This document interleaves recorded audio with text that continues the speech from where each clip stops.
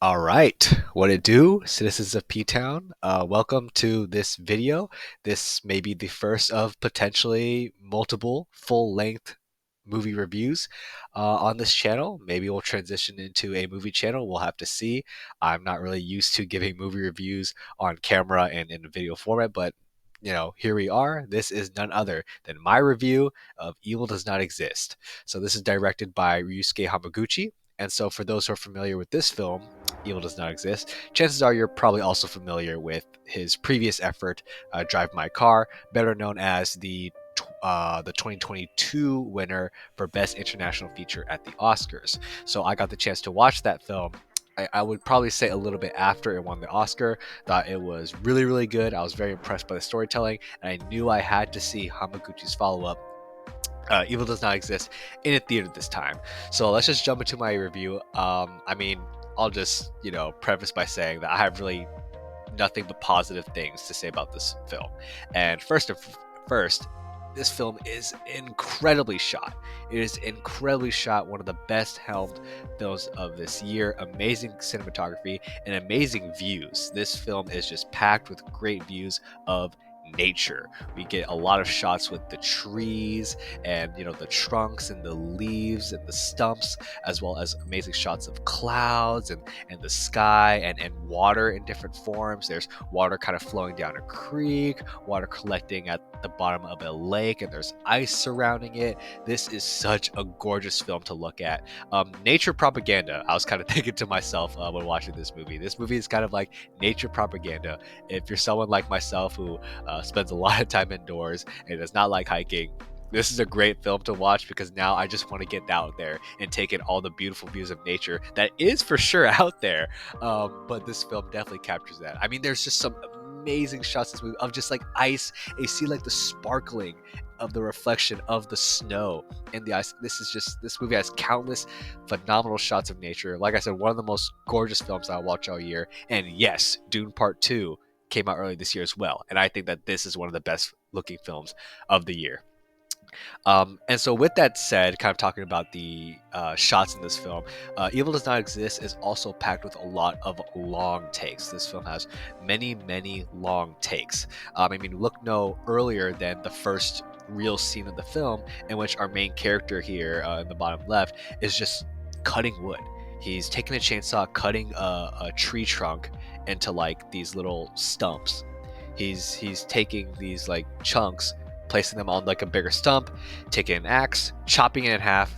Then he takes that half, chops that in half with the axe, repeats it with that other, I guess, yeah, half, does that again to the other stumps, and then repeats the process again. And all while the camera is just static. It's just set on the character, long takes, minimal cuts, and you just see that action all the way through for minutes on end. And there are many scenes of that nature throughout this entire film. And the purpose of these many long shots, whether or not it's just people chopping wood or walking in nature, taking the sights, driving, sitting down, smoking, etc., the purpose of these long takes is to set up this comfortability with the characters, their balance of life, and it immerses you in this nature. It immerses you, and that's the thing about this movie. And this movie, you start to see the themes come about once you spend some time with these characters in this rural area of Japan, in which civilization has not really touched it much, not really meant much in terms of building, not many houses. It's kind of in a rural area, and the purpose of these long takes throughout, I would argue that the first half of this movie is to set you up with being in nature for a long time. Some like myself, not in nature for a while. I think this movie did a really good job kind of setting up that feeling and being immersed in it. And so, as I was saying, it's not until about the halfway point of this film in which you actually understand what this movie is about, or at the very least, you get a hint of what it's about on the surface level, and that is the urbanization of rural areas and how it affects the people. So, you end up spending a lot of time in nature, all for the movie to then preface a potential disturbance and balance in this nature in the form of urbanization. Pretty much in short, there is this company, or I guess this startup company, that wants to start a glamping facility. They want to build a glamping facility in this rural area. For those who are familiar, glamping is like glamour camping. So if you camp with a little bit more of the utilities that you might have at home, etc. But point is, this company wants to start this glamping facility, and that in turn it would mean that they would need to cut down the trees in this in like the forest area. They'll have to build up fences, and very significantly, they have to use the water that's present across the creeks and the lakes, and it'll affect the rundown and affect these people. And then that's when you kind of get an idea of what this film is about, is the urbanization of rural areas, but also the people.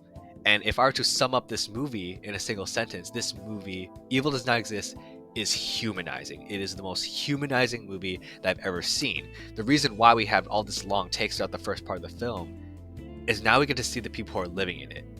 And when this company is trying to make decisions to try to start this company, right?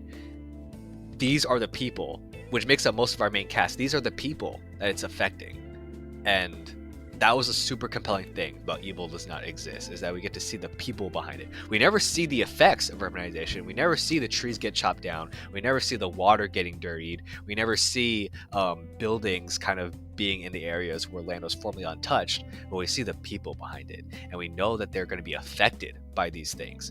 And you feel that viscerally in your heart, and you just want to feel the best for him. Hamaguchi's screenplay does a great job at, once again, humanizing the people and humanizing the hard-working people who are just trying to live their life, and you don't want their balance to be disturbed. And then it doesn't end there, because it also humanizes the other side, in which it humanizes the people within the company, in which they're kind of like antagonists at first, because they're trying to make decisions that are going to negatively affect the people's water in this rural area. But you realize that they are just people trying to be successful themselves, and that they're attempting to the best of their ability to make the best of both worlds, to not just compromise, but to help both parties succeed. And then you see the humanity in them, in this company, and so you feel for everybody, and that is just the magic of this film. And it kind of ties into the title of this film, Evil Does Not Exist, because there may be decisions that's affecting one group of people, of real people, but these decisions are also made by real people themselves. So that's kind of the justification of, like, does evil really exist when we're all just being human? When there's always a person kind of behind, these decisions. That feeling of Sonder.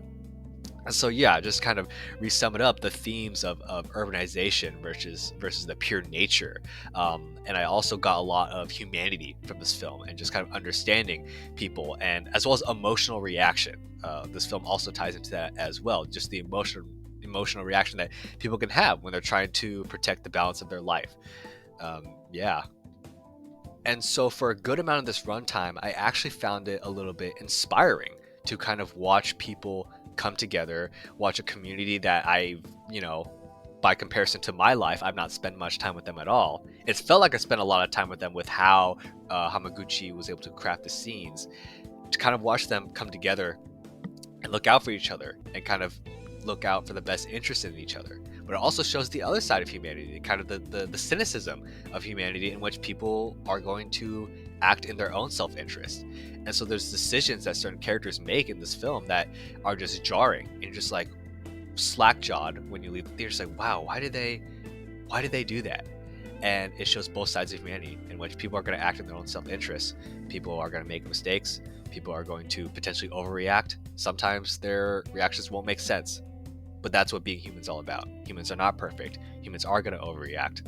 And that ties in to the humanization part of this film, which Evil Does Not Exist does, I would say, near perfectly. I think this is probably the most human film that I've probably ever seen. I know it's kind of recency bias, it's a bit of hyperbole, but if I haven't made it clear now, I absolutely love this film. I love this film. As we close out the first half of 2024, this is a front runner for my film of the year. Chances are you'll at the very least see this at my end of the year list for top movies.